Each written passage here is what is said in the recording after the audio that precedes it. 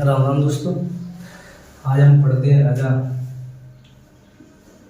रावल रतन सिंह के बारे में। रावल रतन सिंह के बारे में।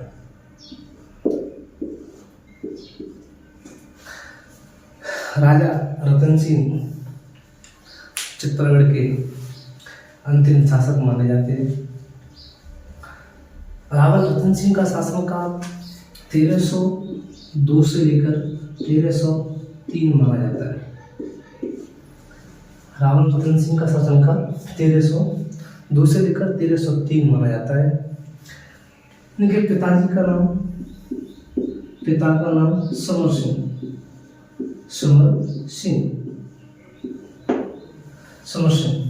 रावल रतन सिंह के पिता का नाम समर सिंह। इनकी रानी का नाम पद्मिनी।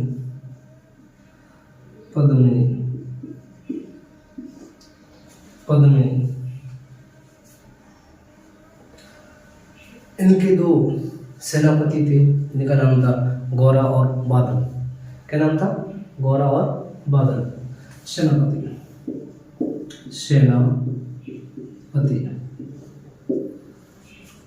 एक का नाम गौरा, दूसरे का नाम बादल। अब हम आगे के लिए बात करते हैं। रावल रतन सिंह 1302 से 1303। मलिक मोहम्मद जयसी की किताब है पद्मावत। कौन सी है? पद्मावत।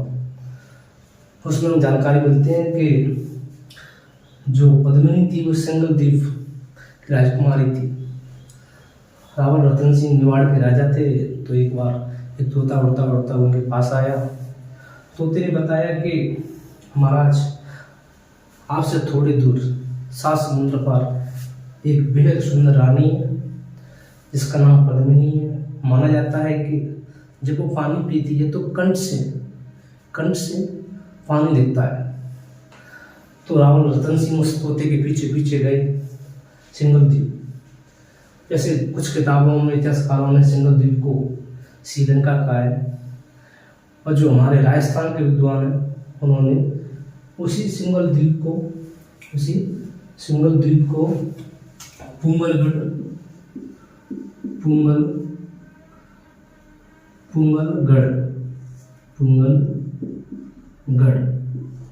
बीकानेर माना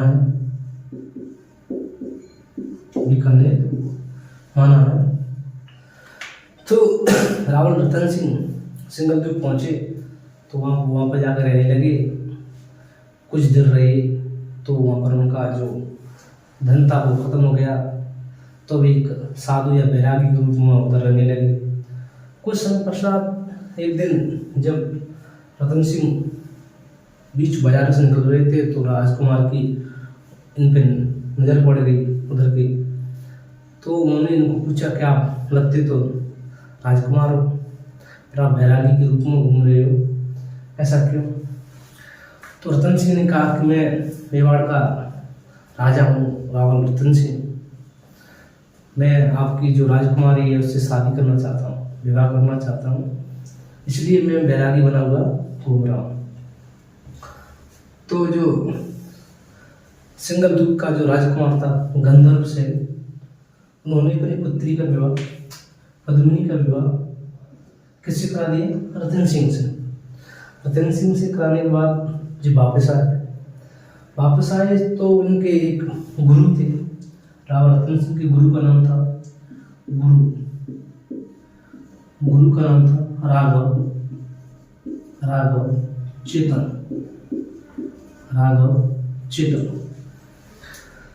उनके गुरु थे राघव चेतन। तो रानी पद्मिनी और रावल रतन सिंह शंखकक्ष में बैठे थे तो राघव चेतन की नजर पड़ गई पद्मिनी पर। तो उनको देखकर वो बेहोश हो गए। कितनी सुंदर रानी कैसे हो सकती है? इसका पता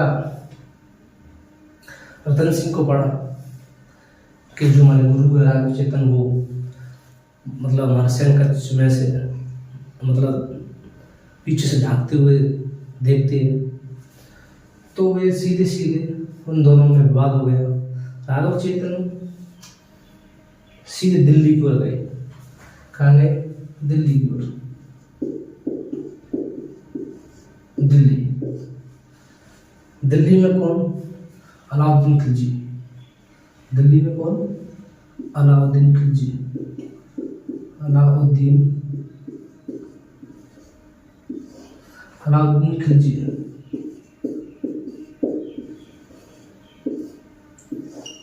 अलाउद्दीन खिलजी।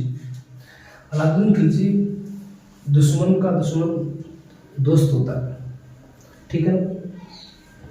तो राघव चेतन ने अलाउद्दीन से कहा कि जो मेवाड़ के राजा रावल रतन सिंह है, उनकी कहानी है पद्मिनी, वो बेहद सुंदर है, आप उसको अपना बना लो।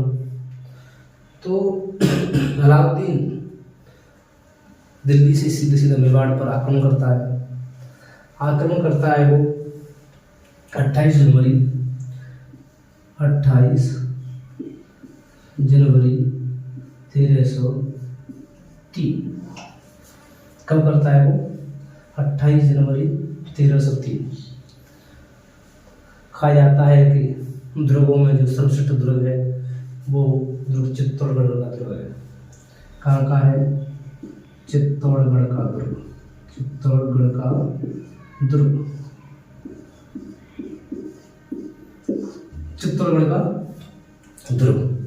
इसे जीतने के लिए उसे 6 महीने लगे। अलाउद्दीन खिलजी राजधानी दिल्ली को छोड़कर चित्तौड़गढ़ दुर्ग के नीचे रहने लगा। ज़्यादा घेराबंदी के बाद गोरा बादल, रावल रतन सिंह, गोरा और बादल, इन तीनों ने किया केसरिया। क्या किया? केसरिया।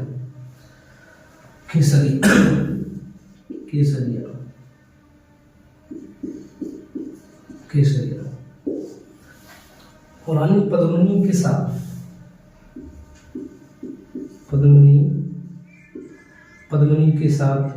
पद्मिनी के साथ 1600 अन्य राजपूत रानियों ने 1600 अन्य राजपूत रानियों ने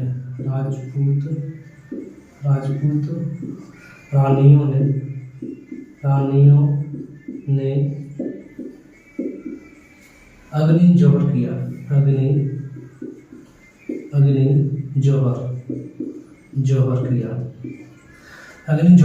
किया। रानी पद्मिनी ने 1600 अन्य राजपूत रानियों के साथ अग्नि जौहर किया।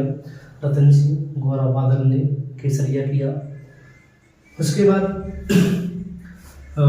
चित्तौड़गढ़ दुर्ग में चित्तौड़गढ़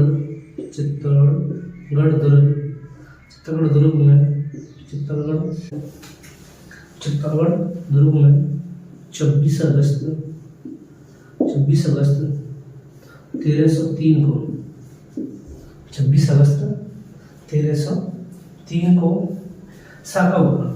क्या हुआ? साका हुआ। साका का मतलब होता है रानियों के द्वारा जौहर करना और राजाओं के द्वारा केसरिया करना। केसरिया प्लस जौहर। केसरिया प्लस जौहर बराबर क्या बोलते हैं उसको? साका। समझे? केसरिया प्लस या केसरिया और जौहर जब दोनों होते हैं उसको हम साका बोलते हैं। जो 26 अगस्त 1303 को हुआ। मेवाड़ का प्रथम साका माना जाता है ये, और राजस्थान का दूसरा साका माना है। 26 अगस्त 1303 को जो साका होता है वो चैत्र कृष्ण एकादशी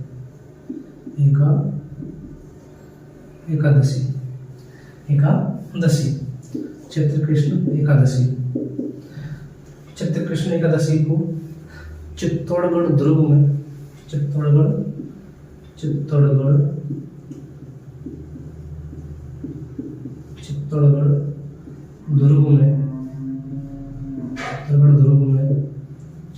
जोहर मेला भरता है। जोहर मेला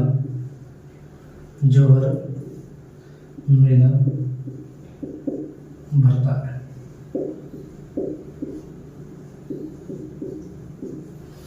जोहर मेला भरता है। ये सारा मेवाड़ का प्रथम शाखा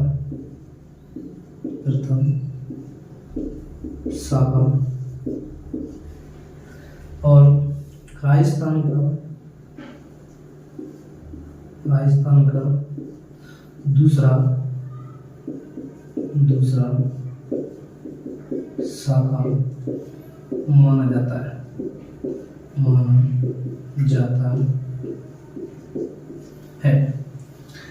मेवाड़ का प्रथम शाखा और राजस्थान का दूसरा शाखा माना जाता है, क्योंकि जो प्रथम शाखा होता है वो 1301 में रणथंभौर सभी माधवपुर में होता है। इसके बाद अलाउद्दीन का शासन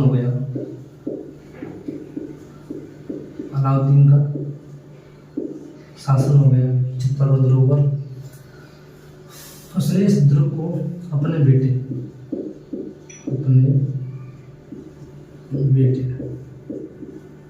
क्या नाम था उसका? खिज्र खां। क्या नाम था उसके बेटे का नाम? खिज्र खां। अलाउद्दीन ने अपने बेटे खिज्र खां को चित्तौड़गढ़ दुर्ग सौंप दिया, जिसका नाम चित्तौड़गढ़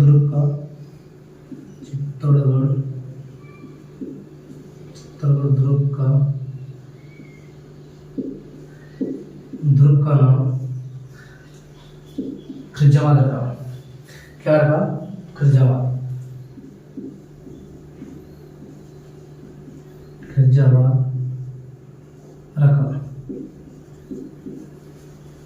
खिरजावाद रखा।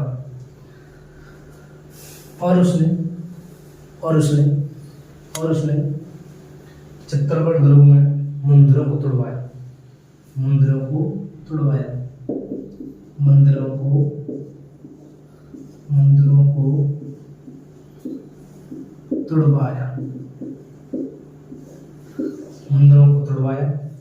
उसने गंभीर नदी पर पुल बनवाया।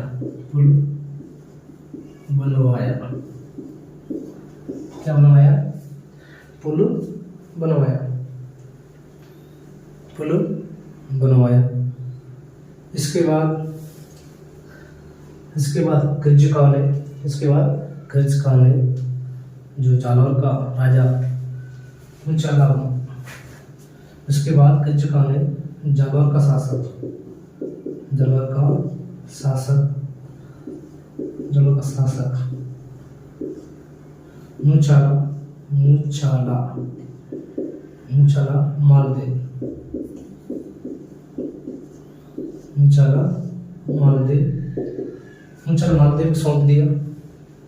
ऊंचाला मालदेव को सौंप दिया।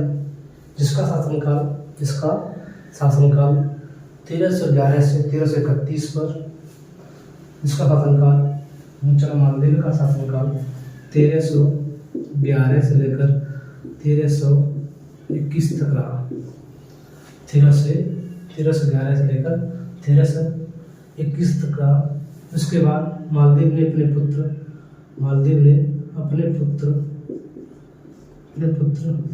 जैसा को शासन सौंप दिया। इसके बाद मालदेव ने अपने पुत्र जैसा को शासन सौंप दिया। उसके बाद 1324 में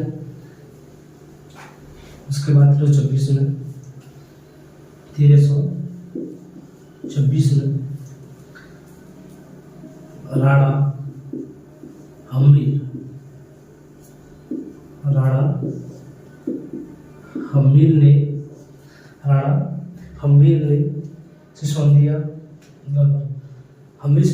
सिसोदिया गांव के थे। राणा हमीर सिसोदिया ने 1324 में जैसा को हराकर पुनः मेवाड़ पर अधिकार कर लिया। क्या कर लिया?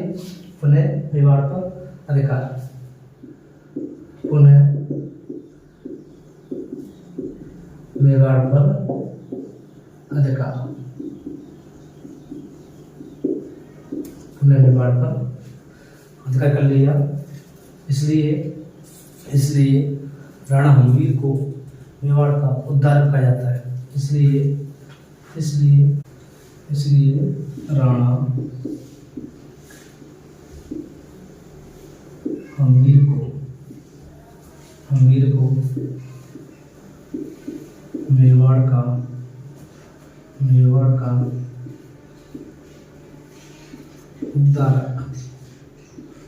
उद्धारक माना जाता है।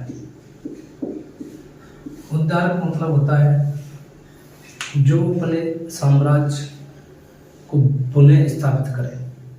यानी रतन सिंह के बाद मेवाड़ पर अलाउद्दीन खिलजी का पुत्र खिज्र खान ने जालौर का शासक मुचाला मालदेव को सौंप दिया। उसने अपने पुत्र जैसा को सौंप दिया चित्तौड़गढ़। उसके बाद राणा हमीर थे, वो सिसोदिया गांव के एक जागीर थे। उन्होंने मेवाड़ पर आक्रमण किया और जैसा की मृत्यु कर दी। जैसा की मृत्यु कर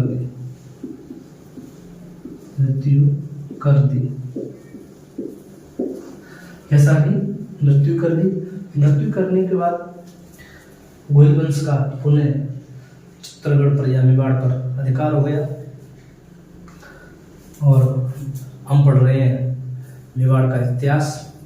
मैं आपका गीतम भाई और हमारा यूट्यूब नाम है सिलेक्शन क्लासेस अजय खेड़ा। तो आप लोग मुझे सपोर्ट करें, लाइक करें, कमेंट करें।